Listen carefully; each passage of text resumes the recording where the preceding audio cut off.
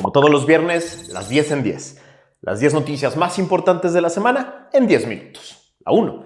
Ganan el Nobel en Economía por demostrar la estrecha relación entre la política y la economía. La 2. Destruir las instituciones de la República es una pésima idea, afirman los nuevos premios Nobel en Economía. La 3. ¿A cuál de las 4 diferentes Sheinbaums deberías quererle? La 4. Sheinbaum engaña a empresarios e inversionistas. La 5. La peor mentira de la semana. Sin INAI habrá más transparencia, dice Sheinbaum. La 6. El perroso de la semana.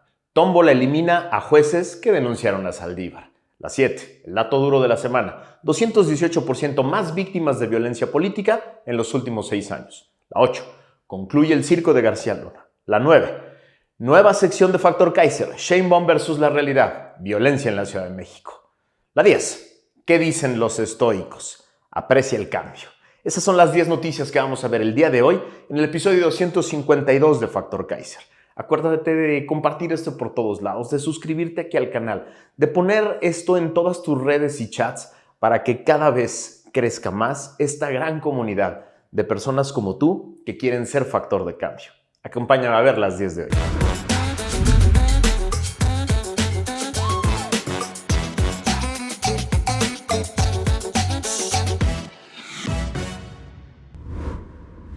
La 1. Ganan el Nobel en Economía por demostrar la estrecha relación entre la política y la economía. Daron Acemoglu y James Robinson recibieron el Premio Nobel de Economía. El comunicado de la Real Academia Sueca de Ciencias dice, por sus estudios sobre cómo se construyen las instituciones y cómo afectan la prosperidad. Su libro más famoso es el bestseller mundial que se llama Why Nations Fail, o ¿Por qué fracasan los países? Y eso es de una genialidad increíble, lo tienes que leer. La tesis central del libro es que, cito el libro, si bien las instituciones económicas son fundamentales para determinar si un país es pobre o próspero, son la política y las instituciones políticas las que determinan las instituciones económicas que tiene un país. Sigo la cita. Los países pobres son pobres porque los que tienen poder toman decisiones que crean pobreza. Se equivocan no por error o ignorancia, sino a propósito. Tradicionalmente la economía ha ignorado la política, pero entender la política es crucial para explicar la desigualdad mundial. Sigo la cita. Así pues, el Estado está inexorablemente entrelazado con las instituciones económicas, como encargado de hacer cumplir la ley y el orden, la propiedad privada y los contratos, y a menudo como proveedor clave de servicios públicos. Las instituciones económicas inclusivas necesitan y utilizan al Estado. En síntesis, las instituciones políticas inclusivas que distribuyen adecuadamente el poder, que generan contrapesos y permiten la destrucción creativa de viejas formas de ejercer el poder, que lo limitan claramente, que castigan la corrupción y el abuso de poder, que equilibran el poder entre distintas instituciones, que hace de la ley un parámetro obligatorio y permanente, que permiten la entrada de nuevos jugadores al ejercicio del poder, generan a su vez instituciones económicas inclusivas, que generan riqueza, desarrollo, crecimiento, prosperidad y más igualdad. No es una opinión, es la teoría probada que les permitió ganar el Premio Nobel de Economía. La 2. Destruir las instituciones de la República es una pésima idea, afirman los nuevos premios Nobel en Economía. México estaba lejos de ser una democracia desarrollada, pero íbamos en el camino correcto, en la construcción de instituciones inclusivas. El obradorato nos sacó abruptamente de ese camino. La destrucción de las instituciones de la República que inició el antecesor de Claudia y que ella empuja con toda su voluntad y poder es el camino del fracaso como nación. No es una opinión mía, es lo que afirman los nuevos premios Nobel en Economía. Cito una parte fundamental del libro. Las instituciones políticas extractivas concentran el poder en manos de una élite reducida y ponen pocas limitaciones al ejercicio de ese poder. Las instituciones económicas son entonces a menudo estructuradas para que esa élite y por esa élite para extraer recursos del resto de la sociedad. Así pues, las instituciones económicas extractivas acompañan naturalmente a las instituciones políticas extractivas. De hecho, deben depender inherentemente de las instituciones políticas extractivas para su supervivencia. Cierro la cita. Es decir, las instituciones políticas extractivas son aquellas que se generan para que el grupo en el poder concentre todo el poder que pueda, elimine competidores y contrapesos, desaparezca límites al ejercicio del poder y se exima de la responsabilidad de cumplir con las leyes que quedan. Cuando eso sucede, aseguran los autores, el resultado normal es que este grupo genere instituciones económicas extractivas que solo benefician al grupo en el poder y a quienes lo sostienen en el poder. Y se genera un círculo vicioso de corrupción, abuso, pobreza y subdesarrollo que puede llevar al fracaso como nación. Cito una frase fundamental del libro: las naciones fallan hoy porque sus instituciones económicas extractivas no crean los incentivos necesarios para que las personas ahorren, inviertan e innoven. Ese es el camino del Obradorato 2.0 en manos de Sheinbaum. La 3. ¿A cuál de las 4 diferentes Sheinbaums deberías creerle? Tengo identificadas por lo menos 4 Sheinbaums que son completamente diferentes. La primera Sheinbaum, la más común y recurrente, la que en foros públicos le habla a su porra y promete continuar con todos los fracasos de su antecesor sin moverle una coma. Empuja sus reformas sin medio centímetro de autocrítica, miente abiertamente sobre la realidad y señala a sus críticos como enemigos de la patria.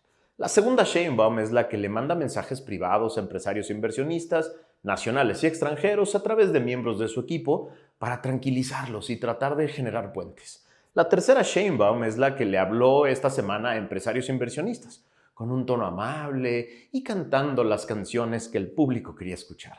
La cuarta Sheinbaum es la de los hechos, la de la realidad, la de las acciones concretas de gobierno, la que empuja las reformas para destruir al Poder Judicial y a los órganos autónomos, la que regresa a Pemex y a la CFE el papel de costosos monopolios públicos y la que derrocha recursos públicos para acabar con los inútiles elefantes blancos, obras de su antecesor.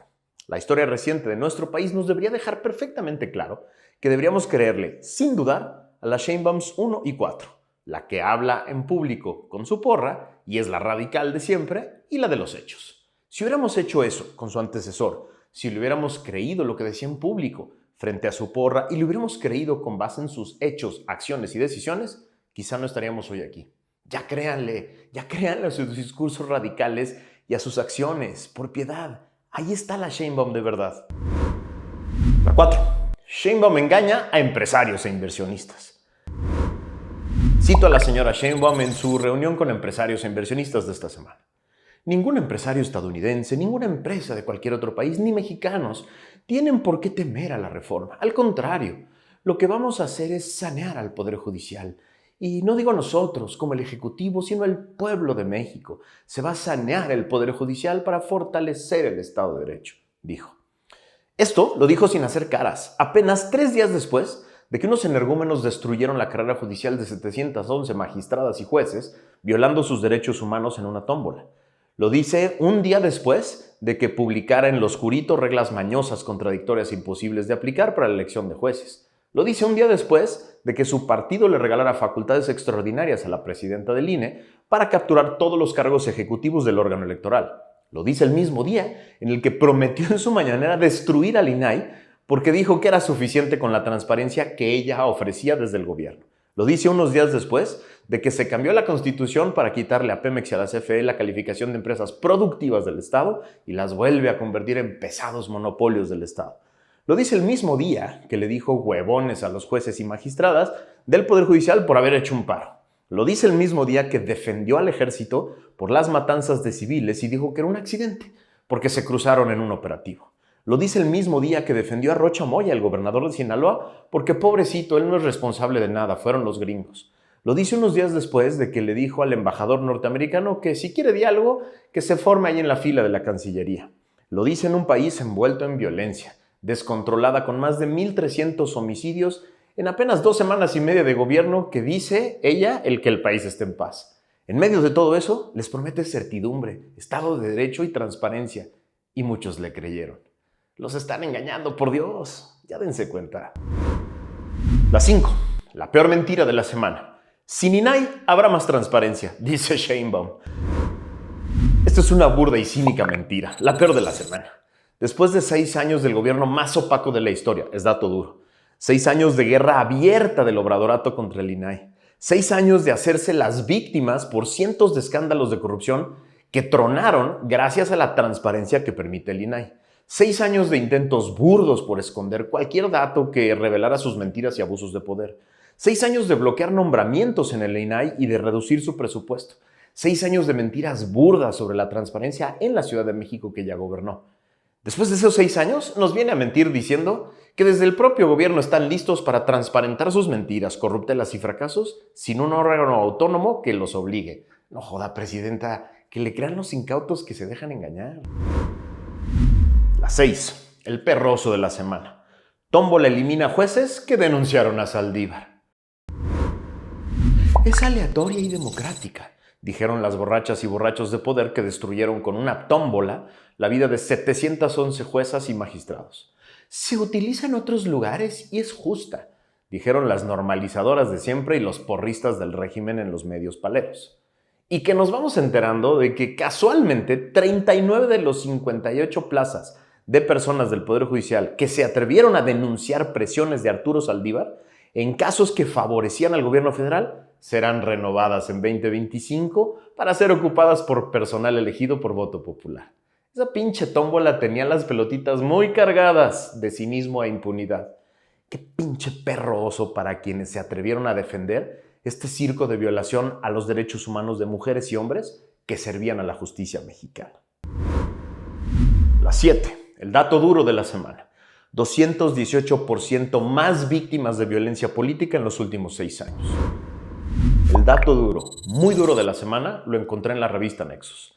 Cito el artículo del 17 de octubre de 2024.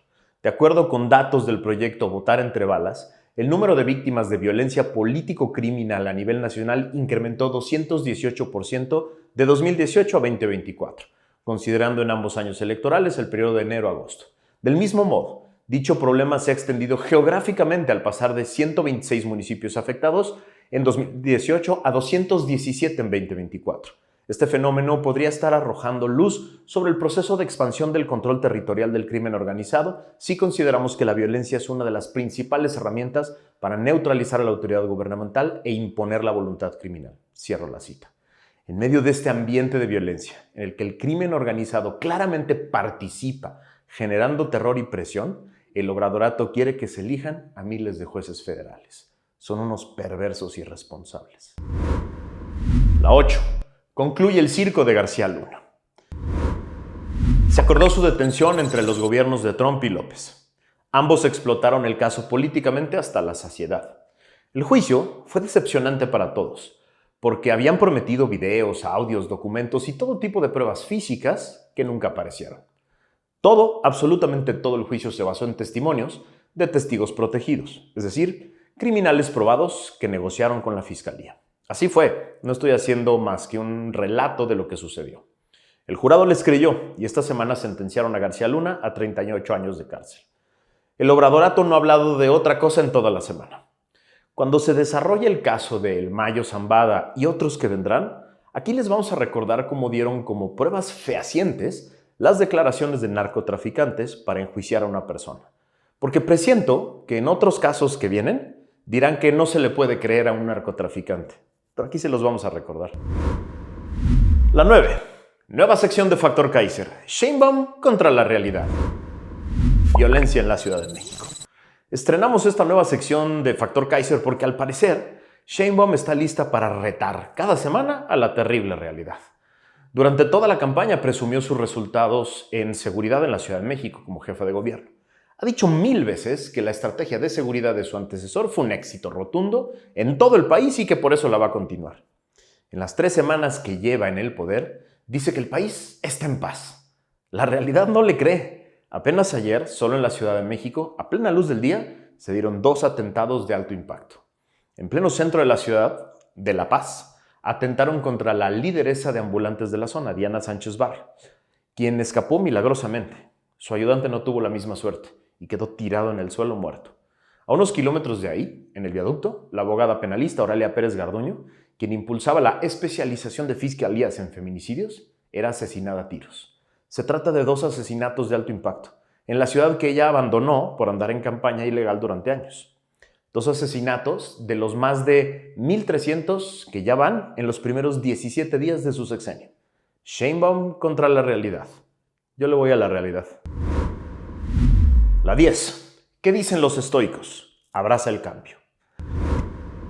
Dice Marco Aurelio en sus meditaciones, cito, ¿puede cualquier cosa que sea útil ser conseguida sin cambio? ¿No ves que para ti el cambio es lo mismo e igual de necesario para la naturaleza universal? Cierro la cita.